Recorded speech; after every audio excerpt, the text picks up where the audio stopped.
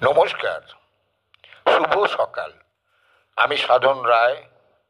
আজ এসেছি তোমাদের মাঝে কিছু কথা, যা মুখে বলা হয়তো হয়ে ওঠে না, লেখাতেই বোঝা যায়।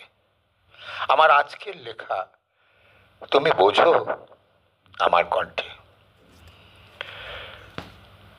তোমায় দেখলে অপলক দৃষ্টিতে চেয়ে থাকি, তুমি বোঝো। তুমি হাত বাড়ালে ছুটে চলে আসি, তা তুমি বোঝো। তুমি চলে যেতে বললেও কেন দাঁড়িয়ে থাকি, তুমি বোঝো। তুমি ফোন করলে ফোন নিয়ে নিশ্চুপ বসে থাকি, তা তুমি বোঝো। তুমি গাইলে গান, আড়ালে কেন তা শুনি, তুমি বোঝো। তুমি খুশি হলে আমিও খুশি হই, তা তুমি বোঝো। তুমি কষ্ট পেলে কেন কাতর হই, তুমি বোঝো। তুমি চলে গেলে মন ব্যাকুল হয়ে ওঠে, তা তুমি বোঝো।